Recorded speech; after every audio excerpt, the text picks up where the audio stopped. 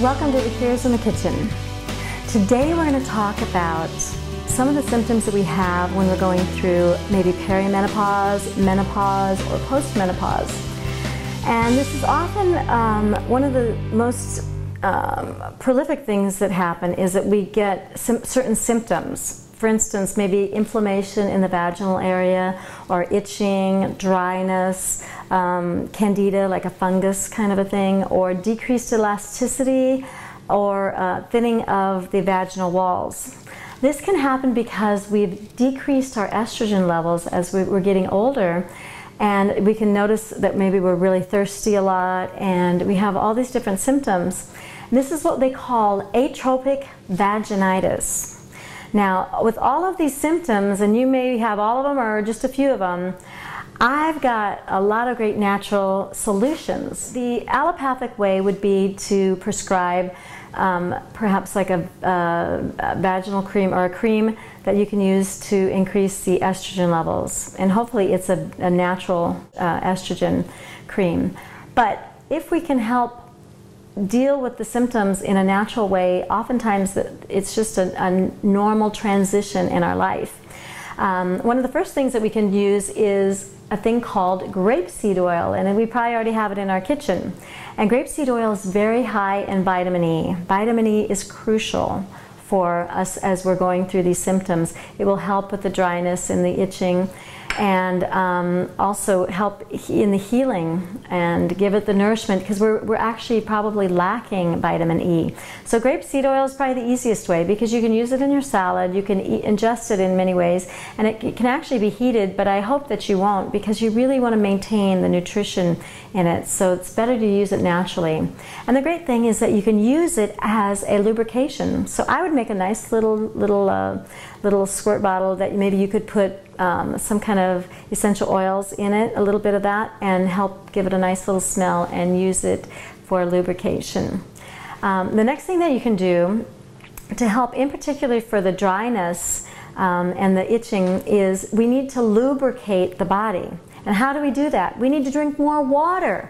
We need 3 to 4 quarts of water a day. There's a direct correlation in increasing our hydration levels and decreasing the dryness and the itching inside.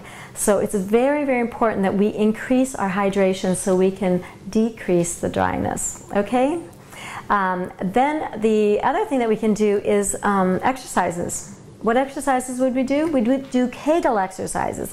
Kegel exercises are fantastic because they help tone and strengthen the vaginal walls. And you know what that does? It brings more blood to the area. What happens when you bring more blood? You bring more moisture to the area and more circulation. And what's so great about that? Well, you'll really, if you're dry, you're going to really enjoy that. But it's also going to bring, it's going to help with the elasticity in that area, and you're going to really notice that you're going to have better control, even your urination, and maybe even sexually. So it's fantastic to be able to do the Kegels. And the great thing about Kegels is that you don't even have to tell anybody you're doing it. You can do it anywhere. You can be sitting in your car, you can be sitting at a bus stop, you can be at your work doing it, and you're doing these wonderful exercises, and the more you do them, the better it gets. So I would definitely start doing the Kegel exercises, and you'll really notice a difference in the different symptoms. And then the other thing that I think is important is we want to get the moisture level and the mucous membranes back and healthy.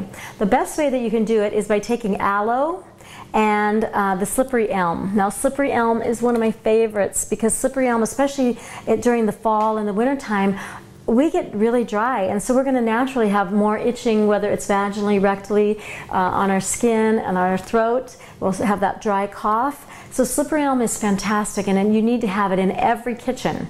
So I would take aloe, which is really incredible. It's got so many different nutrients and so many amino acids and minerals in it. It's fantastic for you. It's very detoxifying also. But you can mix those two together, and it makes a nice little paste. And also you can take both aloe and slippery elm and put it in your favorite healthy moisturizer. that doesn't have any parabens or anything like that, those bad things, and use it in there, because you'll really notice that that whole slippery thing is really for real, and you'll notice your skin will be so soft, and it'll actually bring back healthy mucous membranes, not only for you vaginally, but if you use it rectally too. So I actually like to use it in my herbal salves, which is what we're going into right now. Is we want to create an herbal salve that will help with pretty much all of those symptoms. And this particular salve is great because it's got so many different things that you may already have in your kitchen. For instance, the grapeseed oil, we're going to use that. That's a great base. You could use that all by itself, or you could use the young baby coconut oil. You could use even aloe. Aloe is fantastic as a base. So you want to have something that's liquidy, and then you can add things like baking soda. You can do any kind of greens. If you take a green powder right now, from spirulina to chlorophyll, or just a fantastic superfood, green food, you can use that also, because it's going to bring a lot of life to that area. Wherever you're going to put it, it's going to really bring a lot of energy and life to it. And then what we're going to do is we can, one of the reasons we're using young baby coconut oil is because it's so fantastic as an antiviral, antiparasitic, antibacterial. It's fantastic. It's so full of energy and minerals and nutrients, but it is and you want to get one that does not smell like it's been processed. You want one that smells actually like really amazing coconuts, that smells so amazing, because then you know it's fresh and it's not been processed. Then we're going to add all of the different oils together, the grapeseed oil, and we're going to bring in the aloe,